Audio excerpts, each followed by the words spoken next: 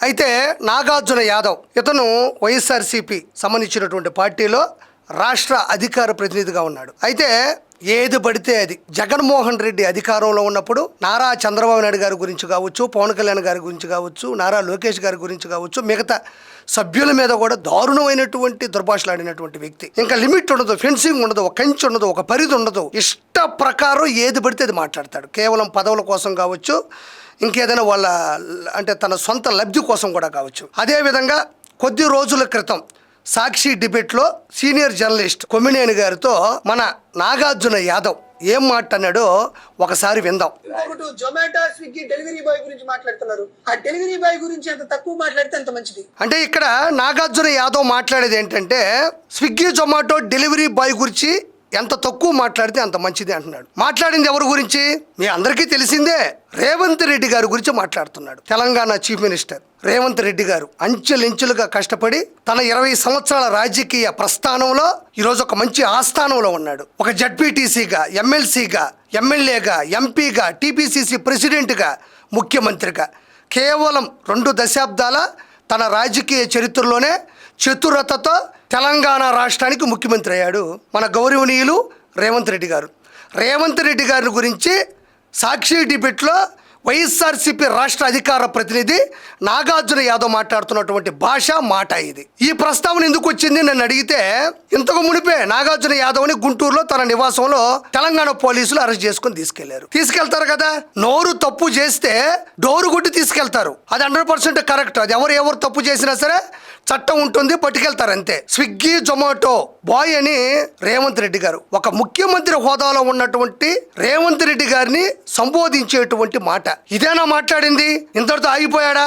మళ్ళీ చూడండి. ముఖ్యమంత్రి పదవి కాదు కదా, ఎమ్మెల్యే పదవి కూడా జొమాటో డెలివరీ బాయ్ అనర్హుడు. అంటే ఎమ్మెల్యే పదవి కాదు కదా, మరే పదవి కూడా అనర్హుడు అంటున్నాడు. నేను ఇప్పుడే చెప్పా, తన 2 దశాబ్దాల రాజకీయ చరిత్రలో ఎమ్మెల్సీ అయ్యాడు, ఎమ్మెల్యే అయ్యాడు, ఎంపీ అయ్యాడు, టీపీసీసీ ప్రెసిడెంట్ అయ్యారు, దాంతో పాటు ఇప్పుడు ఎంపీ అయ్యారు, ముఖ్యమంత్రి అయ్యారు. తన ద్వారా కాంగ్రెస్ని గెలిపించుకున్నాడు. ఇందులో ఏ సందేహం లేదు. అలాంటి వ్యక్తి ఎమ్మెల్సీకి పనికిరారు, ఎమ్మెల్యే పనికిరారు. ఈ స్విగ్గీ జొమాటో డెలివరీ బాయ్ అంటే ఎవరు అంగీకరిస్తారు? గౌరవనీయులైన ముఖ్యమంత్రి హోదాలో ఉండేటువంటి ఒక ముఖ్యమైన నాయకుడిని పట్టుకొని ఒక సర్వసాధారణ రాష్ట్ర అధికార ప్రతినిధి మాట్లాడేటువంటి భాష. ఇంకా వినండి. వాడి స్థాయి ఏంది, వాడి క్యారెక్టర్ ఏంది, చూడండి వాడి స్థాయి ఏంది. నేను ఇదేదో రెచ్చగొట్టాలను అతను అన్నటువంటి మాటని, అతను సంబోధిస్తున్నటువంటి వాక్యాన్ని మాత్రమే నేను చదివి వినిపిస్తున్నాను అంతే. నేను చెప్పదలుచుకోవట్లేదు. ఎవరైనా ఆంధ్ర రాజకీయాల్లోనూ ఇదే పరిస్థితి. ఇతగాడిది కొంచెం నోరు ఇటు తిప్పాడు అంతే. వినండి. ఆ జొమాటో బాయ్ కి జీవో చదవడం వచ్చా? జీఓఎంఎస్ మిస్లీనియస్ అంటే ఏందో తెలుసా? జీవో చదవడం వచ్చా అని రేవంత్ రెడ్డి గారి గురించి మాట్లాడుతున్నాడు. మరి జగన్మోహన్ రెడ్డికి స్క్రిప్ట్ రాసిచ్చినా చదవడం వచ్చా? స్క్రిప్ట్ రాసిచ్చి ముందు పెడితే లైవ్ లో చదవడం వచ్చా? పోనీ రికార్డింగ్ చేసుకొని లైవ్ అని రాసి వదిలినా కూడా అందులో కూడా తప్పులు ఉంటాయి తెలుసా నీకు? రాసిచ్చింది బట్టి 10 సార్లు చదివినా కూడా మళ్ళీ కెమెరాల ముందుకు వచ్చినప్పుడు చదవడం వచ్చా? పేర్లు చదవడం వచ్చా? సంఖ్యలు చదవడం వచ్చా?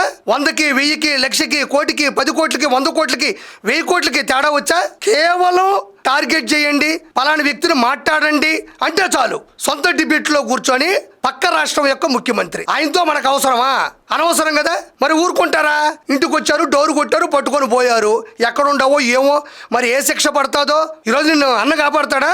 ఆ జొమాటో బైక్ జీవో రొటీన్ అనే తెలుసా? భారతదేశంలో ఉన్నటువంటి అత్యంత దారుణమైనటువంటి సంఘటనలో ఆ జొమాటో బాయ్ అనేవాడు ముఖ్యమంత్రి అయ్యాడు, కానీ లేకపోతే ఆ డెలివరీ బాయ్ ముఖ్యమంత్రి. ఇప్పుడు దారుణమైనటువంటి స్థాయిలో రేవంత్ రెడ్డి గారు ముఖ్యమంత్రి అయ్యాడు అని ఈ నాగార్జున యాదవ్ అంటున్నాడు. దారుణమైన స్థాయి అంటే ప్రజలే కదా ఓట్లేసింది, ప్రజలే కదా గెలిపించింది. ప్రజలు గెలిపిస్తేనో అత్యధిక సంఖ్యలో శాసనసభ స్థానాలు వస్తేనో అసెంబ్లీలోకి ముఖ్యమంత్రిగా ఆయన అడుగుపెట్టాడు. అది దారుణమైన దుర్భరమైన స్థితి ఎందుకు అవుతుంది? నోటి దోల కాకపోతే ఆ సంబోధించడం ఏంటి? ఆ మాటలేంటి? ఆ టార్గెట్ చేయడం ఏంటి? స్విగ్గీ జొమాటో డెలివరీ బాయ్ల గురించి ఎక్కడెందుకు అనుసంధానం చేయాల్సి వచ్చింది? ఆయన మధ్యలో ఎవరి గురించి అని ఆయనకు తెలియదా? సొంత డిబేట్లో, సాక్షి డిబేట్లో పక్కపక్కనే కూర్చొని మాట్లాడుకుంటున్నప్పుడు ఎవరి గురించి ఎవరు మాట్లాడుకుంటారు ఆ మాత్రం తెలియదా?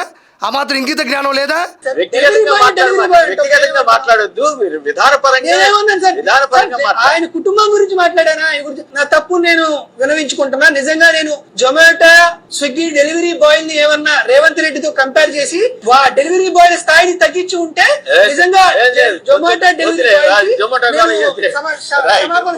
అంటే చూడండి, దయచేసి నన్ను క్షమించండి.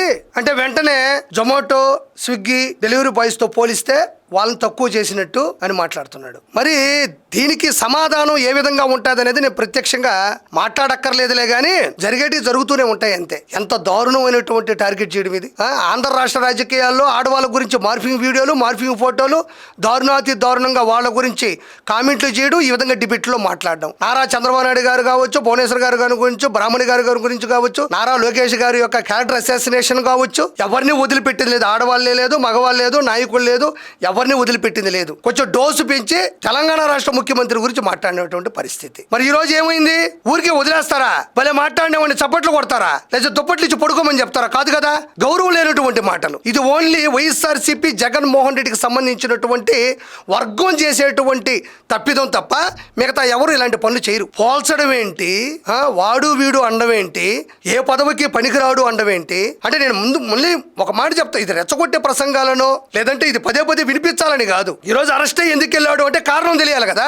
మళ్ళీ వ్యక్తిగత కక్షలో, రాజకీయ కక్షలో కావాలనే చేశారో అని సాధారణ ప్రజానీకం అనుకోకూడదని చెప్పడానికి నేను వినిపిస్తూ దీని గురించి వివరించడం జరిగింది. కాబట్టి ఎవరు మాట్లాడినా కూడా ఇంత దారుణంగా ఒక ముఖ్యమంత్రి హోదాలో ఉండేటువంటి రేవంత్ రెడ్డి గారి గురించే కాదు, ఎవరి గురించి అయినా, ఒక ఆడవారి గురించి అయినా, ఒక సాధారణమైనటువంటి మనుషుల గురించి అయినా మాట్లాడడం చట్టరీత్యా నేరం, ఘోరం, ఖచ్చితంగా శిక్ష అనుభవించి తీరాల్సిందే.